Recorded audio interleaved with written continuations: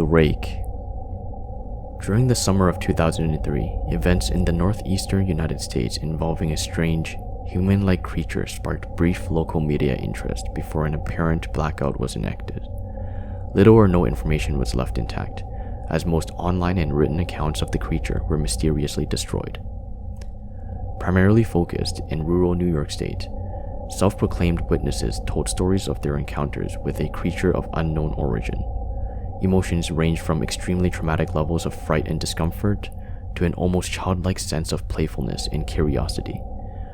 While their published versions are no longer on record, the memories remain powerful. Several of the involved parties began looking for answers that year. In early 2006, the collaboration had accumulated nearly 24 documents dating between the 12th century and present day, spanning 4 continents. In almost all cases, the stories were identical. I've been in contact with a member of this group and was able to get some excerpts from their upcoming book. The Rake, a Suicide Note, 1964. As I prepare to take my life, I feel it necessary to assuage any guilt or pain I have introduced through this act. It is not the fault of anyone other than him, for once I woke and felt his presence, and once I woke and saw his form. Once again I woke and I heard his voice. I looked into his eyes. I cannot sleep without fear of what I might next awake to experience. I cannot ever wake. Goodbye. Found in the same wooden box, there were 2 empty envelopes addressed to William and Rose, and 1 loose personal letter with no envelope. To my dearest Linny, I have prayed for you. He spoke your name. A journal entry, translated from Spanish, 1880. I have experienced the greatest terror. I have experienced the greatest terror. I have experienced the greatest terror. I see his eyes when I close mine. They were hollow, black. They saw me and pierced me. His wet hand. I will not sleep. His voice. A mariner's log, 1691. He came to me in my sleep. From the foot of my bed, I felt a sensation. He took everything. We must return to England. We shall not return here again at the request of the Rake. From a witness, 2006. 3 years ago, I had just returned from a trip from Niagara Falls with my family for the 4th of July. We were all very exhausted after a long day of driving, so my husband and I put the kids right to bed and called it a night. At about 4 a.m., I woke up thinking my husband had gotten up to use the restroom. I used the moment to steal back the sheets, only to wake him up in the process. I apologized and told him I thought he had gone out of the bed. When he turned to face me, he gasped and pulled his feet up from the end of the bed so quickly, his knee almost knocked me out of the bed. He then grabbed me and said nothing. After adjusting to the dark for half a second, I was able to see what caused the strange reaction. At the foot of the bed, sitting and facing away from us, there was what appeared to be a naked man or a large hairless dog of some sort. Its body position was disturbing and unnatural, as if it had been hit by a car or something. For some reason, I was not instantly frightened by it, but more concerned as to its condition. At this point, I was somewhat under the assumption that we were supposed to help him.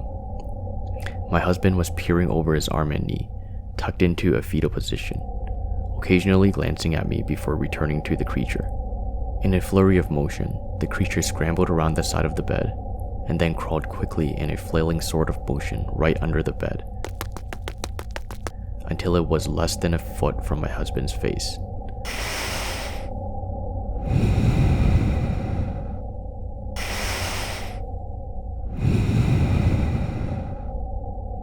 The creature was completely silent for about 30 seconds, or probably close to 5. It just seemed like a while. Just looking at my husband. The creature then placed its hand on his knee and ran into the hallway, leading to the kids' rooms. I screamed and ran for the light switch, planning to stop him before he hurt my children. When I got to the hallway, the light from the bedroom was enough to see it crouching and hunched over about 20 feet away. He turned around and looked directly at me. Covered in blood, I flipped the switch on the wall and saw my daughter Clara. The creature ran down the stairs while my husband and I rushed to help our daughter. She was very badly injured and spoke only once more in her short life. She said, "He is the Rake." My husband drove his car into the lake that night while rushing our daughter to the hospital. He did not survive. Being a small town, news got around very quickly. The police were helpful at first, and the local newspaper took a lot of interest as well. However, the story was never published, and the local television news never followed up either.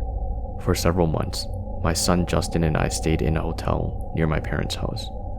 After we decided to return home, I began looking for answers for myself. I eventually located a man in the next town over who had a similar story. We got in contact and began talking about our experiences. He knew of 2 other people in New York who had seen the creature we now refer to as the Rake. It took the 4 of us about 2 solid years of hunting on the internet and writing letters to come up with a small collection of what we believed to be the accounts of the Rake. None of them gave any details, history, or follow-up. One journal had an entry involving the creature in its first 3 pages and never mentioned it again. A ship's log explained nothing of the encounter, saying only that they were told to leave by the Rake. That was the last entry in the log. There were, however, many instances where the creature's visit was one of a series of visits with the same person. Multiple people also mentioned being spoken to, my daughter included. This led us to wonder if the Rake had visited any of us before our last encounter. I set up a digital recorder near my bed and left it running all night, every night.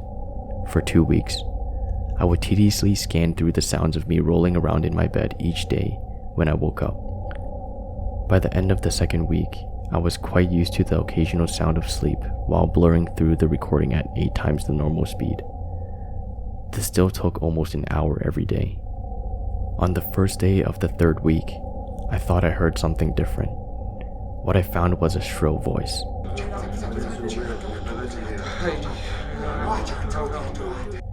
It was the Rake. I can't listen to it long enough to even begin to transcribe it. I haven't let anyone listen to it yet. All I know is that I've heard it before, and I now believe that it spoke when it was sitting in front of my husband. I don't remember hearing anything at that time, but for some reason, the voice on the recorder immediately brings me back to that moment. The thoughts that must have gone through my daughter's head made me very upset. I have not seen the Rake since he ruined my life, but I know that he has been in my room while I slept. I know and fear that one night, I'll wake up to see him staring at me.